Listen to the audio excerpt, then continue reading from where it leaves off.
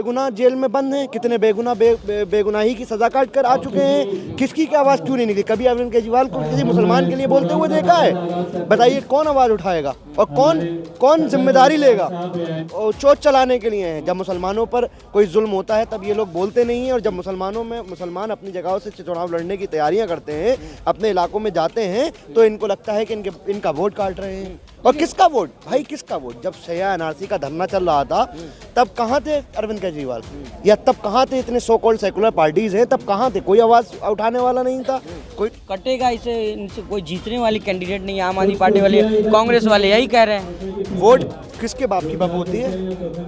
या किसी की अम्मा अपने दहेज में वोट लेकर आई थी? किसका वोट कटेगा? इलेक्शन कमीशन में ऑल इंडिया मजलिस इत्तेहादुल मुस्लिमीन रजिस्टर्ड है, और इलेक्शन कमीशन एमआईएम को चुनाव लड़ने की परमिशन देती है। अगर किसी को लगता है कि ओवैसी साहब का लड़ना या एमआईएम का लड़ना वोट काटता है, तो जाके इलेक्शन कमीशन में शिकायत करें।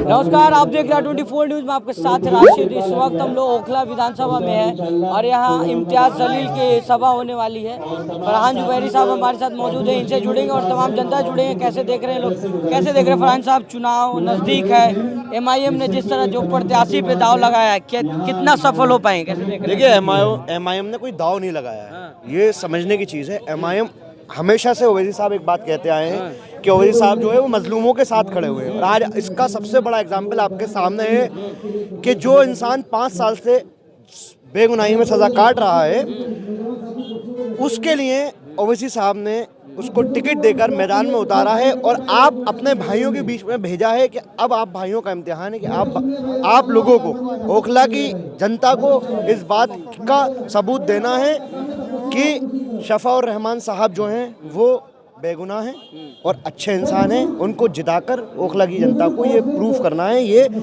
मैसेज देना है। फरहान भाई, बहुत बार आपका इंटरव्यू किए हैं, वही सवाल है। दूसरे लोग आज यहाँ दिल्ली में पूछ रहे, कह रहे वोट कटेगा इनसे कोई जीतने वाली कैंडिडेट नहीं। आम आदमी पार्टी वाले, कांग्रेस वाले यही कह रहे हैं। वोट किसके बाप की बबूती है? या किसी की अम्मा अपने दहेज में वोट लेकर आई थी? किसका वोट कटेगा? हिंदुस्तान एक संवैधानिक मुल्क है, और ये मुल्क एक संविधान से चलता है, जिसको कॉन्स्टिट्यूशन से चलता है, और कॉन्स्टिट्यूशन इस बात की इजाज़त देता है, और इलेक्शन कमीशन में ऑल इंडिया मजलिस इत्तेहादुल मुस्लिमीन रजिस्टर्ड है, और इलेक्शन कमीशन एमआईएम को चुनाव लड़ने की परमिशन देती है। अगर किसी को लगता है कि ओवैसी साहब का लड़ना या एमआईएम का लड़ना वोट काटता है, तो जाके इलेक्शन कमीशन में शिकायत करें। या सिर्फ चोट चलाने के लिए हैं। जब मुसलमानों पर कोई जुल्म होता है तब ये लोग बोलते नहीं हैं, और जब मुसलमान अपनी जगहों से चुनाव लड़ने की तैयारियां करते हैं, अपने इलाकों में जाते हैं, तो इनको लगता है कि इनका वोट काट रहे हैं। और किसका वोट भाई, किसका वोट? जब शरिया एनआरसी का धरना चल रहा था तब कहाँ थे अरविंद केजरीवाल?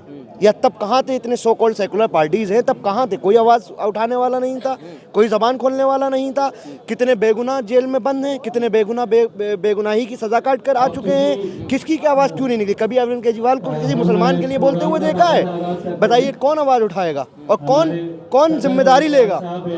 लेकिन जिस तरह से अमानतुल्लाह खान यहाँ के 2 बार के विधायक हैं, कहा जाता है वो भी तो मुसलमानों के आवाज़ उठाते हैं, मजबूत आवाज़ है ओखला से।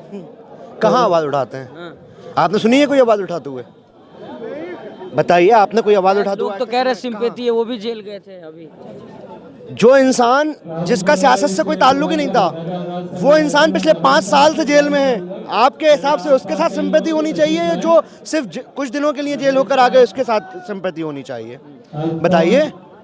लेकिन लोग कह रहे हैं कि एक वोट नाइंसाफी के लिए, एक वोट दें। ये किस तरह का नारा है? बोल रहे नाइंसाफी के लिए। आपने रैली में शामिल हुए हैं इनके सब रैलियों में? नहीं, मैं आज पहले दिन यहाँ आया हूँ, और आज मुझे बताया गया, मुझे बुलाया गया, मैं आया हूँ। और अगर ये नारा दिया गया है तो बिल्कुल अच्छा नारा है। बिल्कुल, जब कोई महापुरुष हिंदुस्तान के 1 वोट और 1 नोट की बात कर सकते हैं, लोग अलग अलग तरीके के स्लोगन्स दे सकते हैं, तो फिर शफा भाई के लिए 1 वोट के लिए क्यों नहीं अपील कर सकते? तो कह रहे दूसरे में, इनमें और दूसरे में क्या अंतर रह जाएगा? साध्वी प्रज्ञा को जब चुनाव लड़वाई भाजपा, आप लोग तमाम मुखालफत किए, आवाज़ उठाए, तो इनमें और उनमें क्या अंतर रह जाएगा? मतलब आप साध्वी प्रज्ञा से शफाउर रहमान भाई का ना, आवाज तो लोग यही कर रहे हैं ना, विपक्ष के लोग, जो कांग्रेस आम आदमी पार्टी के लोग यही तो कह रहे हैं कि दोनों में अंतर क्या रह गया? भाई अंतर ये है कि आपको मालूम है साध्वी प्रज्ञा क्या है और आपको मालूम है शफाउर रहमान क्या है। शफाउर रहमान भाई एक सेंट्रल यूनिवर्सिटी के ओल्ड बॉयज एसोसिएशन के प्रेसिडेंट है। जो इंसान हिंदुस्तान के संविधान में जब छेड़छाड़ की जा रही थी उसके खिलाफ आवाज उठा रहा था, उस बात के लिए उसे जेल में डाला गया है। आप उसका मुकाबला एक साध्वी प्रज्ञा से कर रहे हैं। मुझे नहीं लगता कि ये कहीं से सही है। वैसी साहब ने तो बयान दिया था, इम्तियाज जलील ने भी कहा था कि साध्वी प्रज्ञा लड़ सकती है तो हमारे लोग भी लड़ सकते हैं। इस वजह से लोग कनेक्ट कर रहे हैं कि अगर वो ऐसा करेंगे तो आप भी ऐसा ही करेंगे। नहीं देखिए, जिसने बयान दिया है उसका वो अपना पर्सनल व्यूज है, लेकिन मेरा मानना ये है कि कंपेयर करना सही नहीं है। और दूसरी बात, अगर कंपेयर कर रहे हैं तो वो इस लेवल में कर रहे हैं कि जब उस जैसे लोग इलेक्शन लड़ सकते हैं तो शफाउर रहमान साहब तो बहुत साफ सुथरे हैं। आज तक उन्होंने कहीं कोई जहर नहीं उगला, आज तक उन्होंने कहीं लड़ाई दंगलों की बात नहीं करी। अगर वो जेल में है तो अभी वो उन पर प्रूफ नहीं हुआ है कि वो गलत है या नहीं है। अभी उनका केस जो है वो अंडर ट्रायल है और इंशाल्लाह हमें उम्मीद है कि वो जिस दिन भी उनकी सुनवाई जब केस खत्म होगा तो वो निर्दोष साबित होकर बाहर निकलेंगे इंशाल्लाह। एमआईएम के मजबूत आवाज है। आप पूरे यूपी में घूमे, दिल्ली में है, कैसे देख रहे हैं दिल्ली और यूपी में? क्या लग रहा है यहाँ के वोटर्स में, वहाँ के वोटर्स में क्या अंतर लग रहा है? कैंडिडेट जो दिया गया उसमें क्या आपको अंतर लग रहा है? देखिए, मुझे लगता है कैंडिडेट में तो बहुत बड़ा अंतर है, क्योंकि हमें लगता है कि शफा भाई जो है वो कोई कैंडिडेट नहीं है बल्कि हमारे अपने भाई हैं और उनको इंसाफ दिलाने के लिए ये लड़ाई है।